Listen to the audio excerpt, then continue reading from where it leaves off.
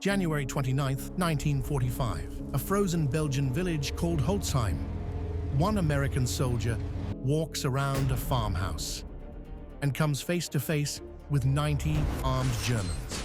A submachine gun is shoved into his stomach. His men are on their knees in the snow. He's outnumbered 90 to 1, and instead of surrendering, he starts laughing. 60 seconds later, 21 Germans are dead. The rest are surrendering, and history will call it one of the most insane acts of courage in World War II. That man was First Sergeant Leonard Funk of the 82nd Airborne Division. 5'5", 140 pounds, a former store clerk from Pennsylvania who would become the most decorated paratrooper of the war. This isn't a story about size, it's a story about what happens when a man refuses to break. Funk grew up fast during the Great Depression. When the draft came in 1941, he didn't look like a killer, so he volunteered for the paratroopers, the most brutal training in the army. By D-Day, he was a squad leader. On June 6, 1944, Funk jumped into Normandy under heavy fire, landed miles from his drop zone, and led 18 lost paratroopers through 40 miles of enemy territory for 10 days without losing a single man. Silver Star, Purple Heart. In Holland during Operation Market Garden, Funk and 3 men assaulted 20 Germans manning anti-aircraft guns that were slaughtering Allied gliders. They wiped them out. Distinguished Service Cross. Then came the Battle of the Bulge and the Normandy Massacre, where SS troops executed 84 unarmed American prisoners. From that moment on, Funk made a decision. He would never surrender. January 29, 1945.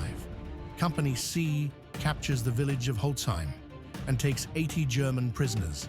Only 4 Americans are left to guard them. A German patrol attacks. The guards are disarmed. The prisoners rearm themselves. Now, 90 Germans are preparing to ambush Funk's scattered company from behind. That's when Funk walks around the farmhouse. A German officer shoves an MP-40 into his stomach and screams for him to surrender. Funk doesn't understand German, so he laughs. The officer screams louder. Funk laughs harder. Confusion spreads. Still laughing, Funk slowly unslings his Thompson. Then, in one lightning motion, opens fire. The officer drops instantly. Funk keeps shooting, reloading, shouting for his men to grab weapons. In less than 60 seconds. 21. Germans are dead. 24 are wounded. The rest surrender against impossible odds. Funk wins. For Holtzheim, Leonard Funk receives the Medal of Honor. President Truman places it around his neck and says, "I would rather have this medal than be President of the United States." After the war, Funk doesn't seek fame. He goes home, works at the VA, helps veterans, lives quietly. He dies in 1992 and is buried at Arlington National Cemetery. Most people have never heard his name. Leonard Funk proves something timeless. War doesn't reward the biggest, or the strongest, or the fearless. It rewards the ones who keep thinking when everyone else freezes. Because courage isn't loud, it isn't flashy. Sometimes it sounds like laughter when there's a gun in your stomach and 90 men want you dead.